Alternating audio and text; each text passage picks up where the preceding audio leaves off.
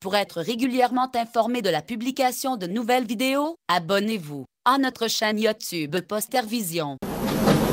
Alors, comme tout le monde le sait, que le travail aujourd'hui dans notre société, dans toutes les sociétés, il occupe une place très importante, bien sûr, pour notre épanouissement. On travaille tous, le travail c'est la santé, donc on travaille pour s'épanouir. Et ça permet de nous construire à travers le travail. Vous imaginez bien que quelqu'un qui est au chômage, qui ne travaille pas, donc c'est un désépanouissement total de sa structure, surtout psychologique. Parfois, le travail aussi, c'est un milieu où on ne trouve pas l'épanouissement qu'on veut.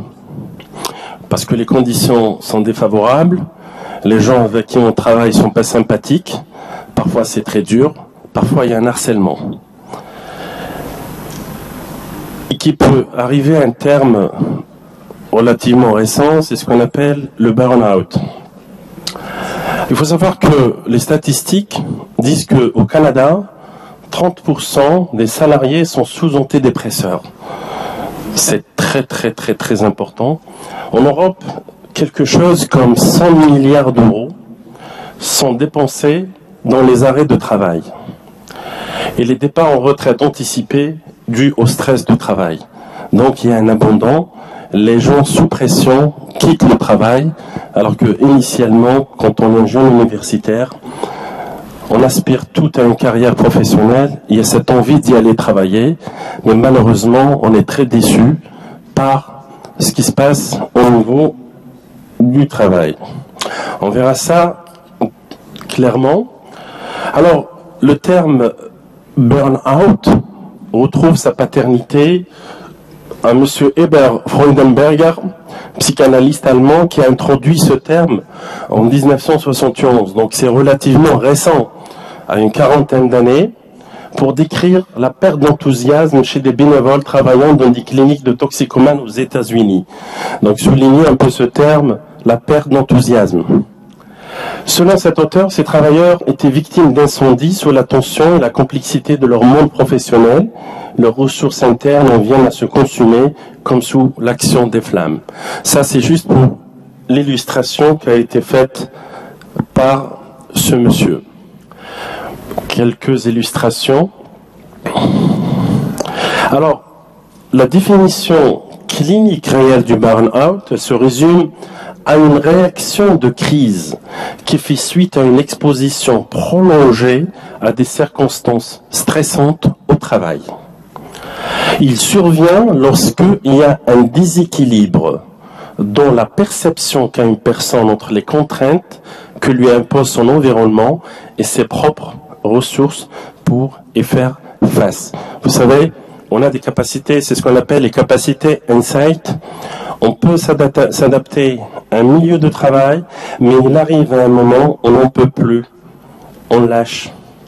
On est incapable de faire une réaction. Et là, on tombe dans ce burn-out. J'expliquerai au fur et à mesure. Alors, c'est un état d'épuisement physique, émotionnel et mental. Quelles sont les conséquences chez les personnes qui ont subi un burn-out? Alors, sur le plan physique, vous avez des douleurs musculo-squelettiques, digestives, dorsales, vous avez des migraines, c'est tout un cortège de signes cliniques qui sont devant vous, de l'hypertension artérielle, parfois des infarctus du myocarde. On a bien vu des gens faire des IDM au milieu du travail, probablement c'est dû à des burn-out. Métabolisme, des prédiabètes, du diabète, des ulcères gastriques, de l'asthme, de l'eczéma, des pelades, des psoriasis et des maladies psychosomatiques, des pertes ou du prise du poids, consommation de substances ou addiction. Donc on fait des addictions au tabac, on fume encore plus, de l'alcool, du café, du médicament, et tout ça, vous allez le comprendre dans peu de temps. Sur le plan mental, que se passe-t-il?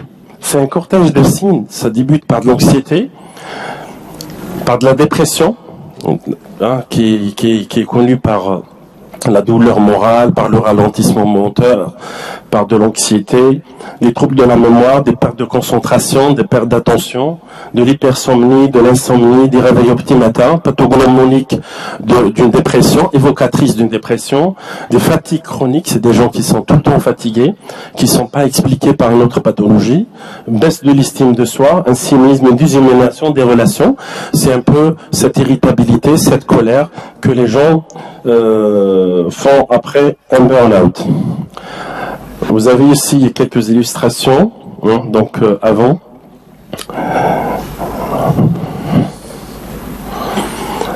Sur le plan émotionnel, je l'ai dit, j'ai anticipé ma slide, vous avez une irritabilité importante, de la lassitude, baisse de la motivation, un désintérêt total.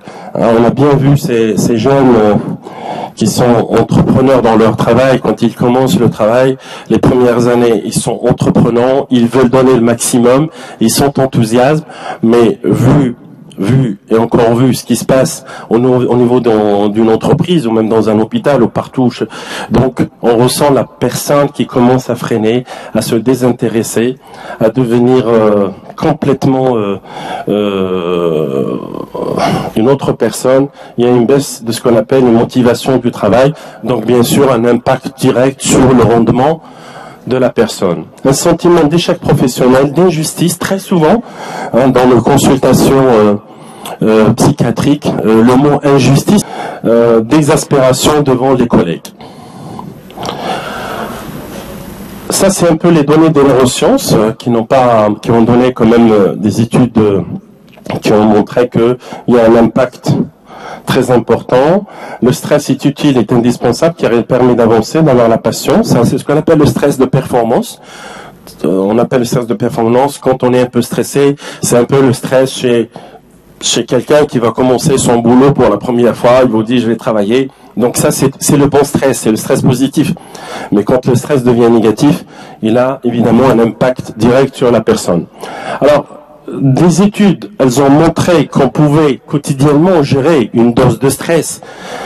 Elle est de l'ordre de 5 à 7 sources de stress par semaine, alors que de nos jours, je dis 50, mais peut-être on subit des doses très intenses de stress par jour. Croyez-moi que c'est pas facile de se réveiller le matin et d'y aller travailler avec les bouchons de circulation, le stress quotidien, vous voyez, donc il y a des doses de stress, il y a un bolus de stress qui fait que notre corps ne peut pas réellement supporter. Alors, ce qui nous amène un peu à un état de stress chronique. Dans l'état de stress chronique, la production du cortisol échappe à tout contrôle et son action devient néfaste, engendrant bien sûr des maladies psychosomatiques dont j'ai parlé tout à l'heure. Ça, c'est un peu le circuit qui se fait au niveau cérébral et au niveau de toutes les fonctions avec la sécrétion du cortisol, de la CTH. Donc c'est un schéma qui résume un peu le métabolisme physiopathologique.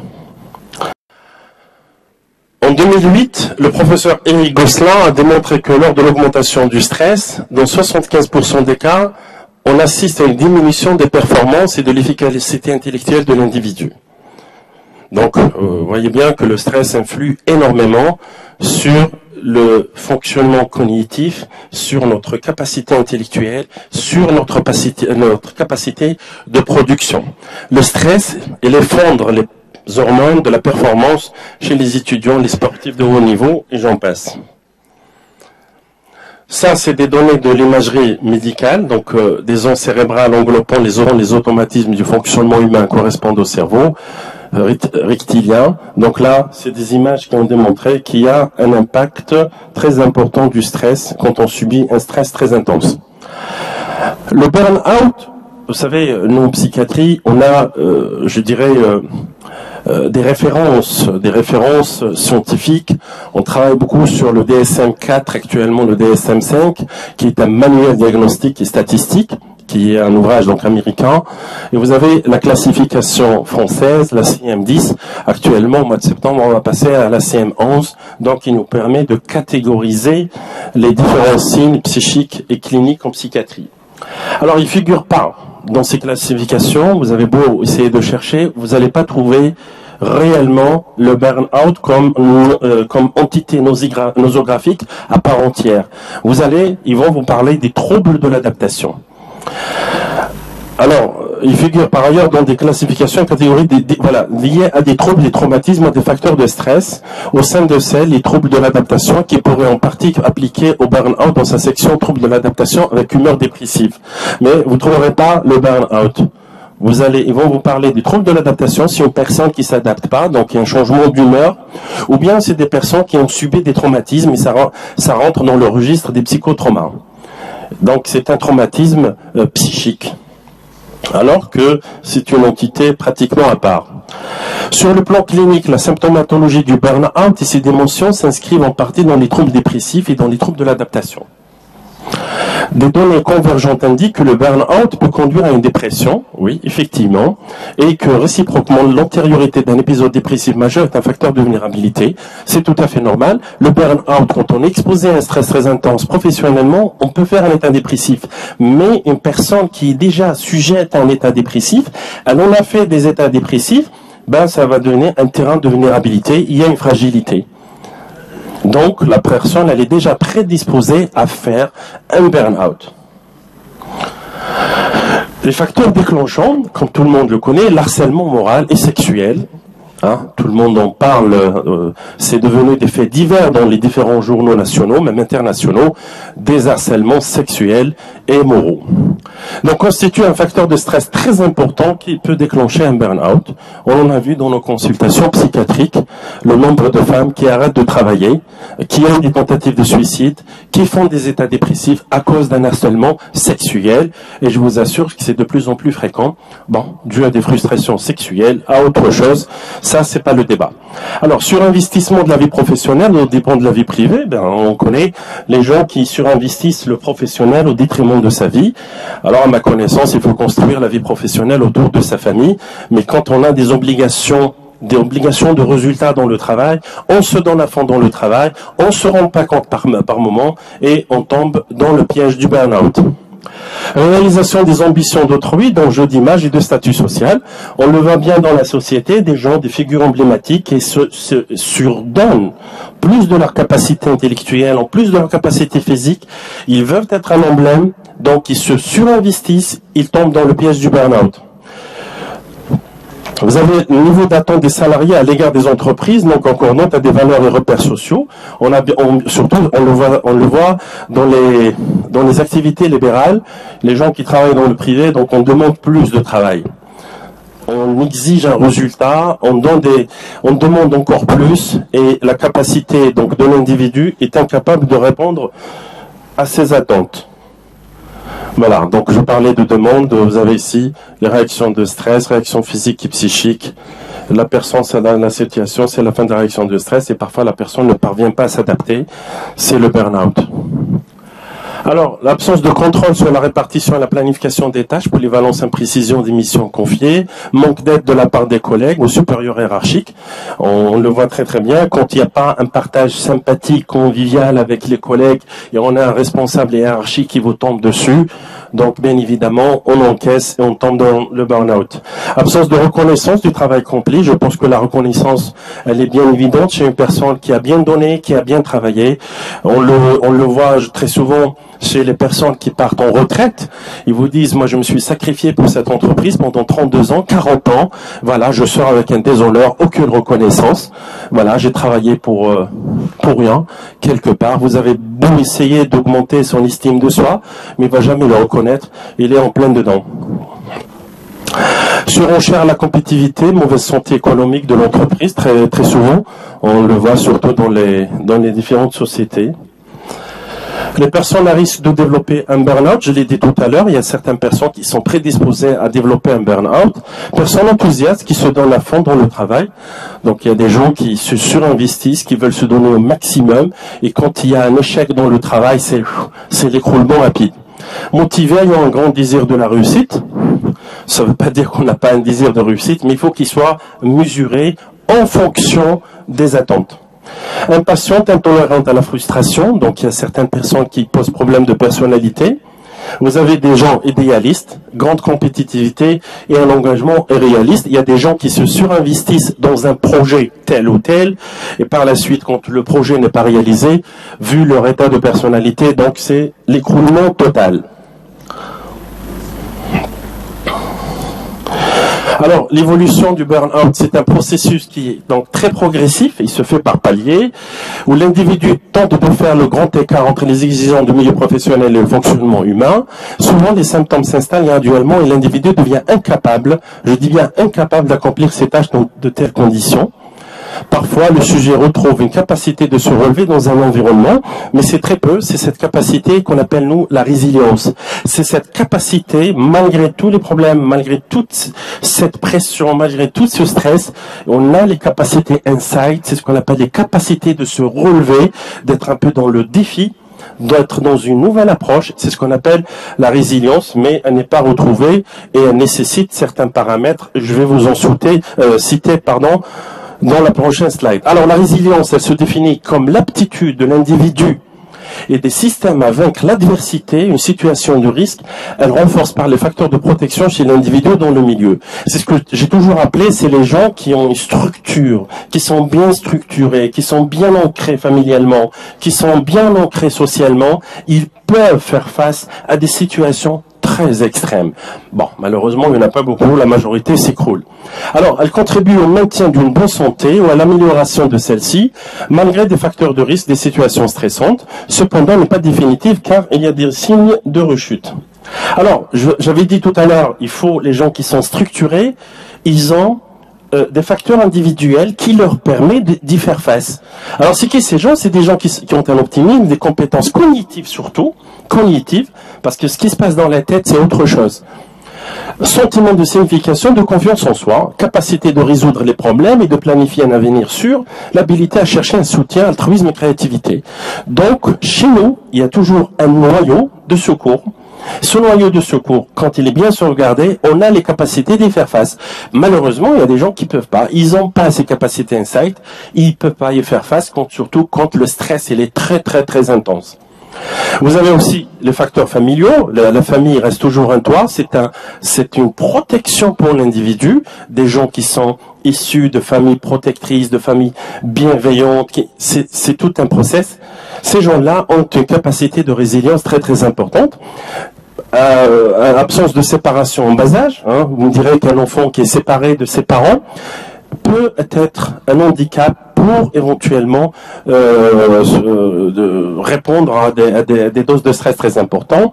Quand vous avez une figure paternelle protectrice, vous avez des parents qui sont bien structurés. Absence de violence dans la famille. La violence est un facteur néfaste pour la bonne structuration mentale, surtout pour l'individu. Et situation financière stable, ça vous en concevez parfaitement avec moi. Alors, la prise en charge du burn-out, d'abord, c'est une prise en charge pluridisciplinaire, donc médecin généraliste ou médecin ou spécialiste, tout le monde peut y contribuer à une bonne prise en charge.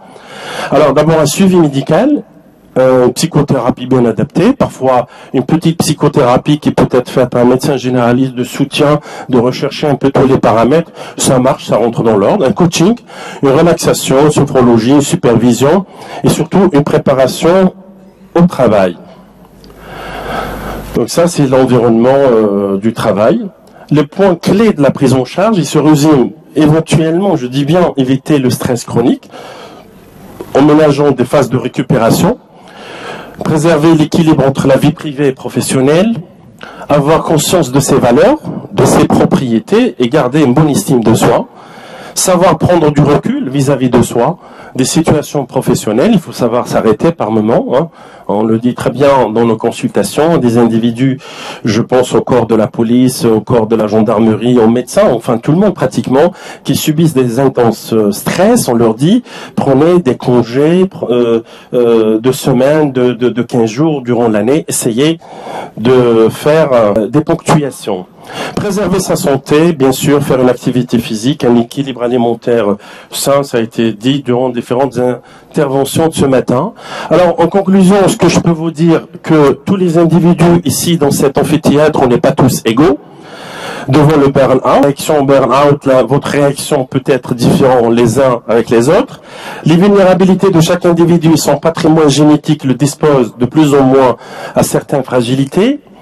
Il faut savoir écouter les signaux d'alerte donnés par le corps et prévenir l'installation du burn-out. Quand on se sent fatigué, on est stressé, on commence à avoir des signes d'alerte, je recommande aux gens de faire une consultation.